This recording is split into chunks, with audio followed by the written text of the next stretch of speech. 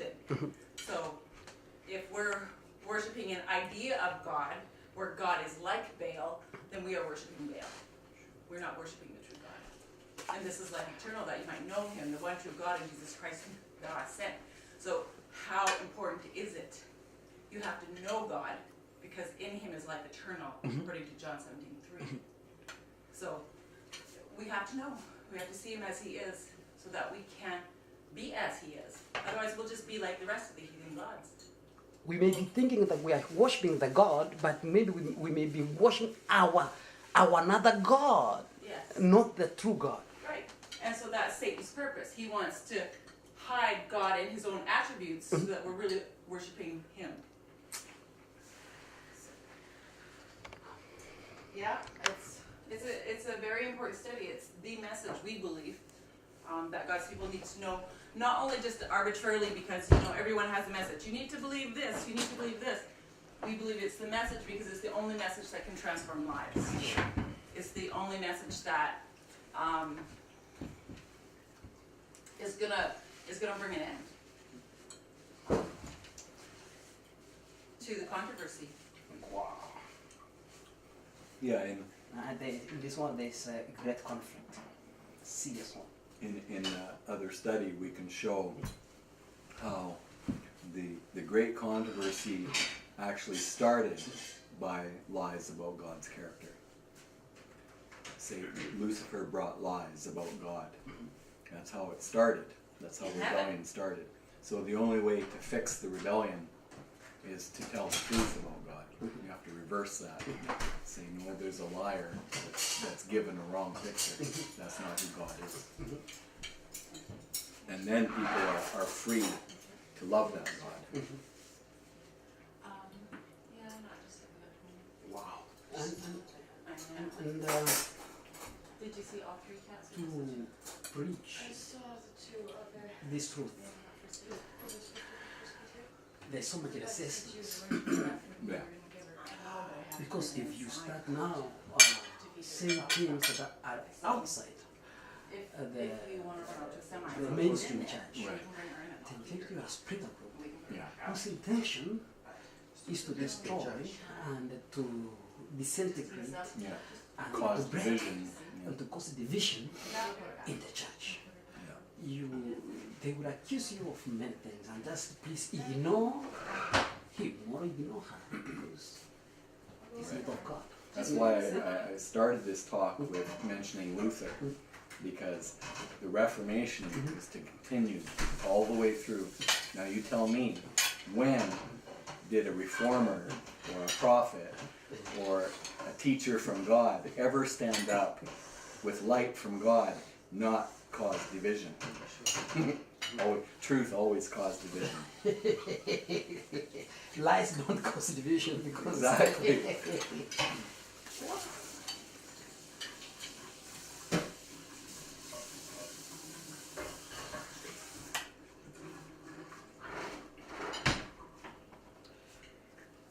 That's why it's called the cleaver of truth. In the phrase, the cleaver of truth. wow.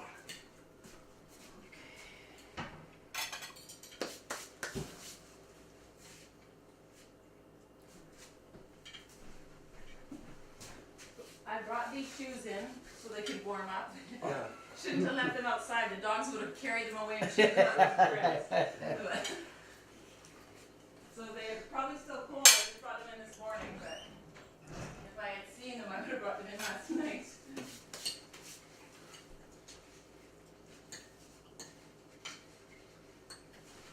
So, Nicole and Kevin, Silas just told me that you guys, you have been Yes.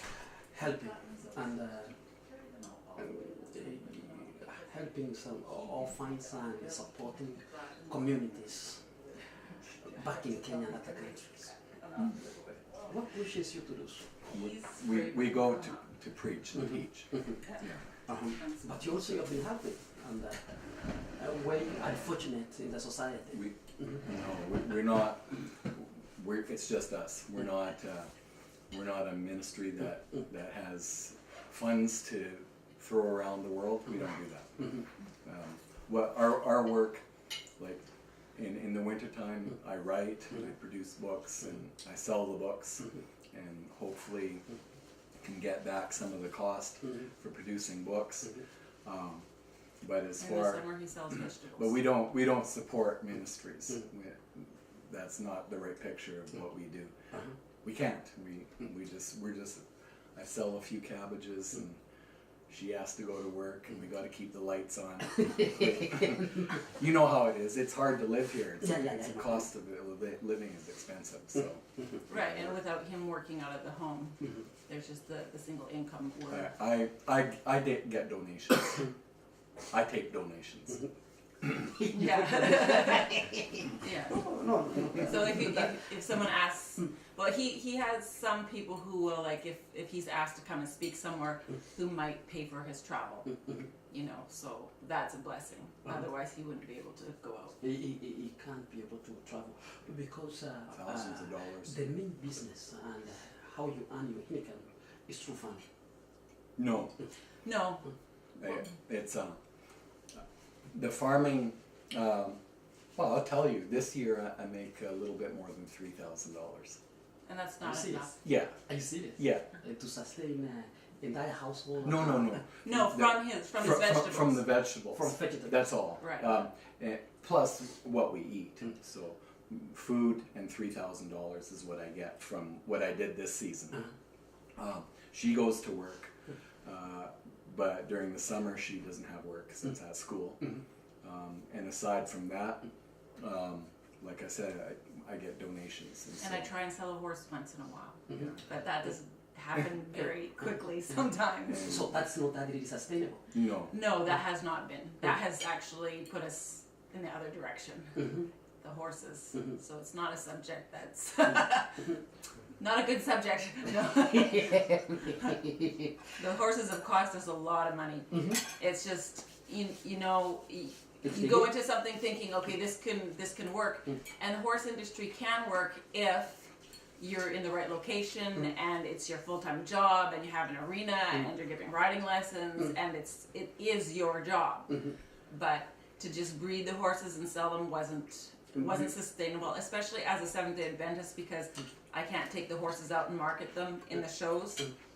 Like, so I've bred some very nice show horses, like warm blood jumping horses, but I can't show them to people because to take them out to a jumping event is on a Sabbath. It's on a Sabbath and I can't do that. So, and to travel, you know, like 4 hours to Saskatoon to a nice jumping clinic, that's 4.5 hours for one day just for the Sunday. It's not cost effective. So, because by the time you pay for your fees and you pay for your gas and your stabling, No, you can't get enough you can't returns. do it. No. So it hasn't worked out as I had hoped. I mean, I love horses. Horses are a passion of mine. I've grown up with them my whole life. But it's a very, very, very expensive hobby. And at this point, that's why we want to sell all the extras that I've bred and just get down to 1 or 2 nice riding horses for me and my daughter to ride. Kevin doesn't ride. So he's not built right for riding. It hurts his legs. So he doesn't. His knees.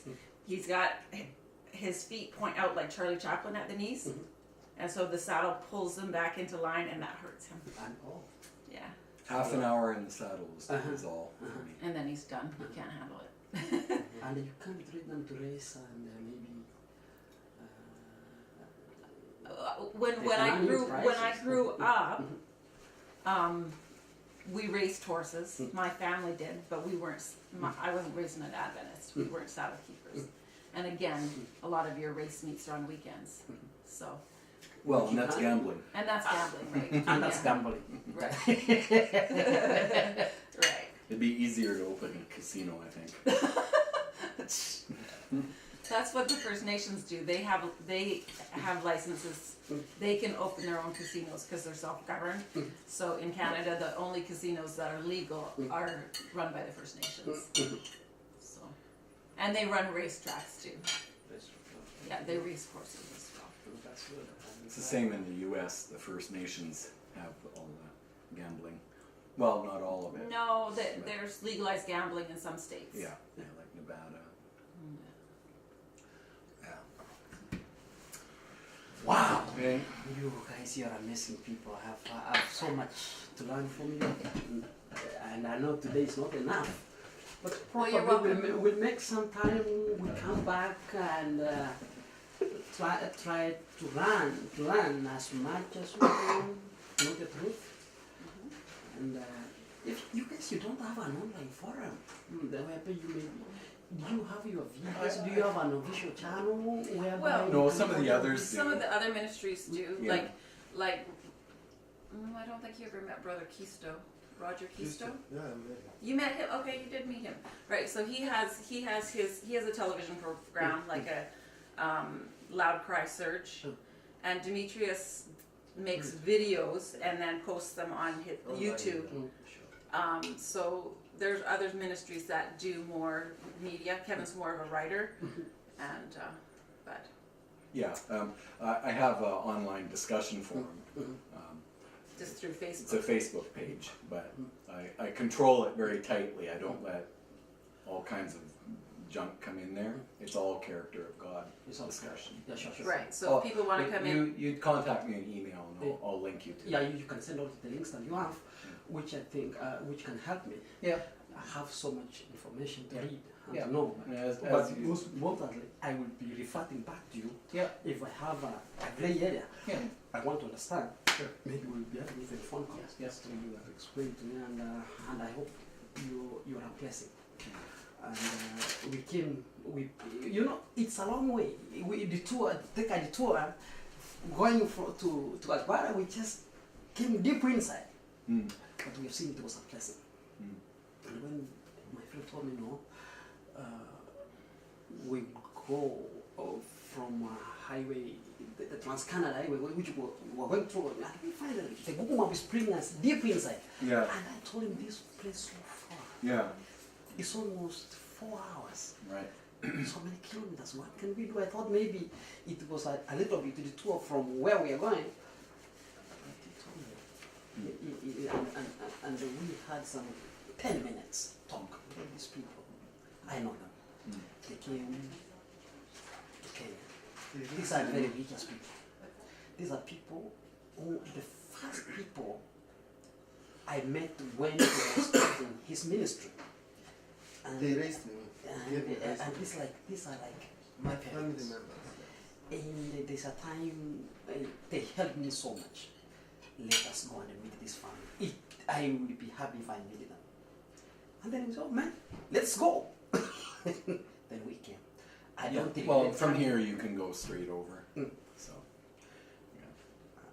because you would still have to, even if you stayed on number we have a way one, to you'd highway still 16. have to go north. Yeah. So, even if you stayed on the number one, you'd still have to go north. Up. Yeah. Wow. Yeah, we just wanted maybe some 15 minutes. You take us around and show us what Okay. you're doing. Just let me get changed. Sure. And then I have to hook up my trailer and go.